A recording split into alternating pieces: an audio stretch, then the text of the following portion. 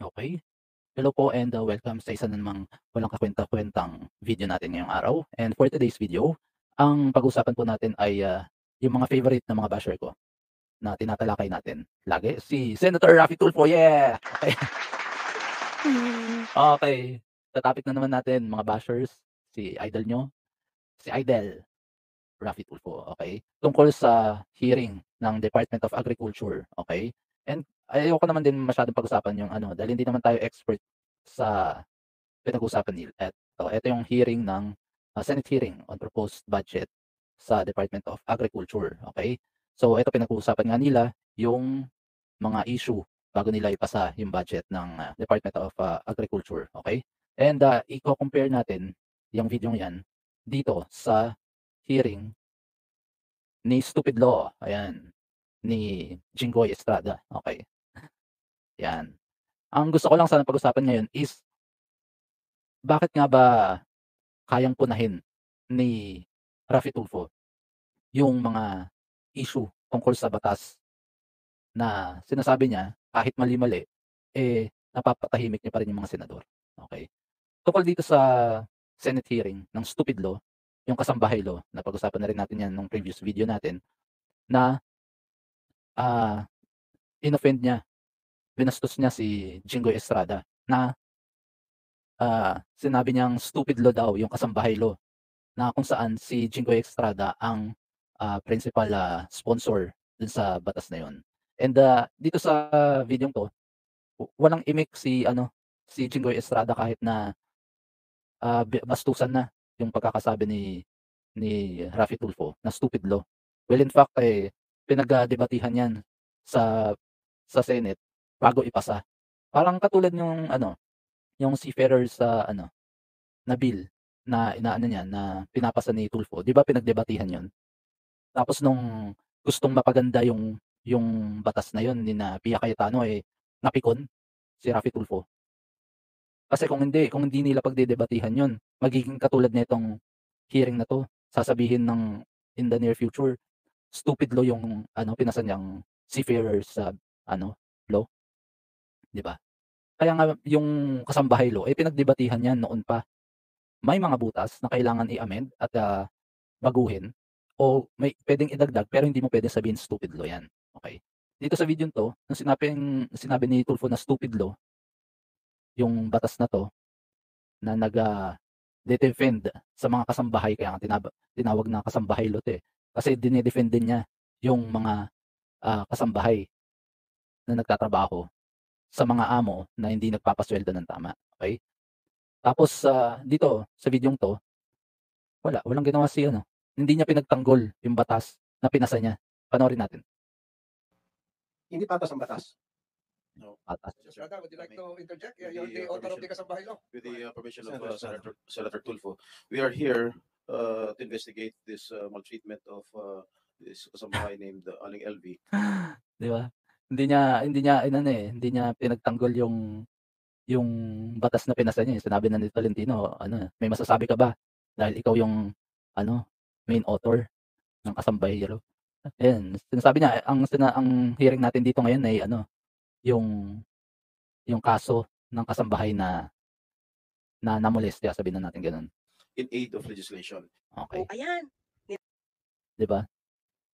Tapos, hindi niya masyadong sinagot si ano, si Tulfo dito. Kasi sa tingin ko kabaro, ayaw niya ring bastusin kahit na binastos na siya, ayaw niyang mabastos. Alamin kung si Or to amend or to improve Ayun, this kasambahay bill. That is why I am thankful to the chairman of the Committee on Justice that he has conducted several hearings with regard to this to the maltreatment of Manang LV. kasi dito parang ano, parang dini-discourage niya yung bill na yun kasi may ipapasok siyang bagong bill, okey. Pero hindi hindi niya gano'n strongly pinagtanggol yung batas kung saan siya main author ng Kasambahay Bill na alam mo yun, dapat proud ka, eh. Dapat proud ka sa ano, sa pinapasa niyong batas, eh. Kasi 'di ba nakakatulong naman 'yan, 'di ba, mga gano'n. So ito, co-compare naman natin siya sa hearing kung saan nandodoon si Cynthia Villar, eto. Eto naman, ang kaibahan naman nito, dahil nga hindi sila kabaro, etong si Cynthia Villar may alam siya dahil siya mismo nagpasa ng bill ng, Rice Tarification Act na siya may alam siya dahil alam ko ano rin siya, eh, yung family niya, eh, may farm din kaya alam niya yung kung anong nangyayari. Kaya may part na pinagtatanggol niya yung mga pinasa niyang batas. Katulad ng last year, parang 1 year ago nagkasagutan sila tungkol dun sa Rice Tarification Act. Silang dalawa rin, si Cynthia Villar and, si Tulfo na katulad ng nangyayari na basta lang salitain si Tulfo na hindi niya naman alam na kung ano yung mga pinagsasabi niya na pinatamaan niya rin last time si Cynthia Villar. Pero bandang huli pinagtanggol ni Cynthia Villar yung ano, yung batas na para na tulong para sa mga magsasaka. Okey, panoorin natin 'to. Tayo pupunta doon sa mababa ng yield, pwede naman pala doon sa mataas na yield, pwede naman natin budgetan para maging affordable na itong hybrid program sa ating mga farmers subsidized. Eto parang pinag-uusapan nila dito yung hybrid na, fertilizers, okey? Na kahit yung mga dito sa Department of, Agriculture naman, eh, sinasabi nila mas maganda yung natural fertilizer.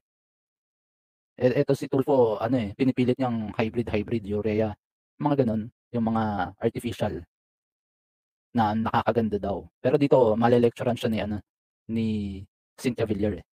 Ng gobyerno. That's Tama? correct, Mr. Senator, Madam Chair. This year it's So, 1.6 Senator million.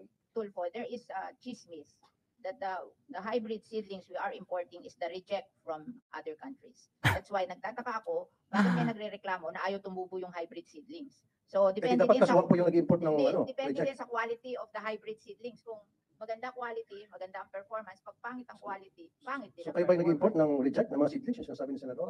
It's the Dapat private makasuhan sector kung that is importing. Well, then go after those private sector, whoever they are. Yes, that's why Kung gano'n, kung totoo will really save on fertilizer. Naka-store na po, may residual effect. For the next season, other countries like Thailand, Vietnam, and Cambodia, they use urea. I'm sure they're also concerned about their soil. Madam Chair. Senator, Male-lecturean ka na naman, eh. Kasi nagbabanggit siya ng mga ano ng hindi ka ang katabi mo diyan, eh, professional na. Ang mga resource person mo, professional na. Ta's ikaw pinipilit mo yung hybrid, no, I asked the United Nations Food and Agricultural Organization kasi patay. Ipinasok pa yung ano, United Nation. 38% ng soil ng Philippines degraded. And I asked them, how do you solve the degradation of the soil? Their answer is compose all your waste and bring them back to the soil. Madam That's Chair. their answer. Yeah. So, Madam Chair. Yan, alam mo yun yung alam mo talaga 'pag may ang kaalaman. Dahil ikaw gumawa ng bill, tapos pag-uusapan mo 'to, imbes na pupunta ka lang diyan, ipapasok mo yung hybrid para ma-approve yung budget. Alam mo yun, basta parang ang gusto ko lang sabihin dito is, dapat pagka katulad ni Jinggoy dun sa kabilang hearing, kung alam mong tama yung batas na ipinasa mo, is paglaban mo. Yung kahit na alam mong may ano, may butas pa, i-improve niyo. Hindi yung babastusin ka dahil malaki yung following niya, dahil maraming bumoto sa kanya. Alam mo yun, hindi mo basta-basta i-da-downgrade yung pagiging senador mo dahil binuli ka ng isang senador na katulad ni Raffy Tulfo. Katulad dito sa hearing nito na ano, hindi nagpapatinag si ano, si Cynthia Villar kay Tulfo kahit ang malaki ang following niya.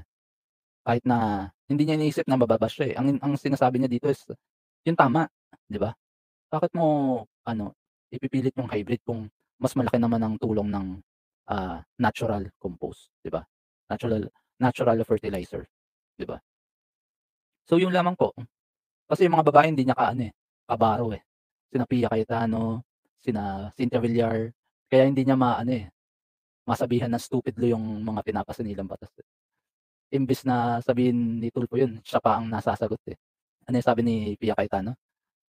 "Welcome to legislative work." Parang gano'n, 'di ba? So hanggang dito na lang po.